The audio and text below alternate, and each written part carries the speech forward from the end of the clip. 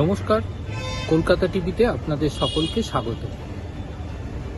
এখনো পর্যন্ত এসএসসির চাকরি প্রার্থীরা তারা চাকরি পাননি।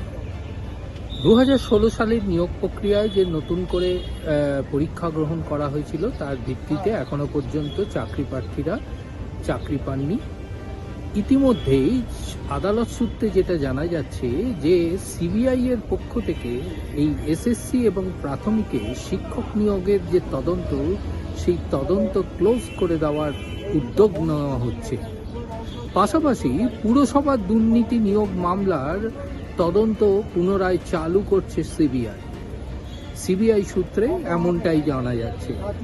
শিক্ষক নিয়োগ দুর্নীতির তদন্তে যে 2019 সালে যে তৎকালীন বিচারপতি অভিজিৎ গঙ্গোপাধ্যায়ের নির্দেশে একটি সিট গঠন করা হয়েছিল।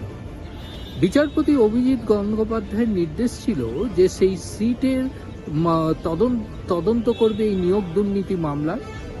প্রাথমিক এবং এসএসসি নিয়োগ দুর্নীতি মামলার যে তদন্তের জন্য যে সিট গঠন করা হচ্ছে, সেই সিট তদন্ত শেষ না হওয়া পর্যন্ত সেই সিটের অফিসারদের বদলি করা যাবে না, এমনটাই নির্দেশ ছিল তৎকালীন বিচারপতি।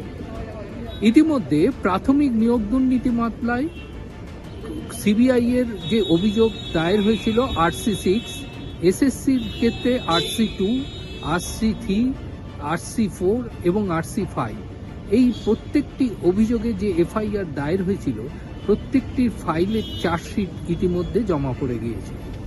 তাই সিবিআই কলকাতা হাইকোর্টে আবেদন করতে চলেছে যে আদালতের নির্দেশে যে সিট গঠন করা হয়েছিল সেই সিট ভেঙে দেওয়া হোক। তার কারণ ইতিমধ্যে তদন্তের কাজ সম্পন্ন হয়ে যাওয়ার ফলে এই সিটের নতুন করে আর কোনো কাজ নেই। ফলে সিটের 12 জন সদস্যকে অন্য মামলায় তাদেরকে অন্তর্ভুক্তি করতে হবে, এমনটাই দাবি নিয়ে সিবিআই এর পক্ষ থেকে কলকাতা হাইকোর্টে আবেদন জানাতে চলেছে।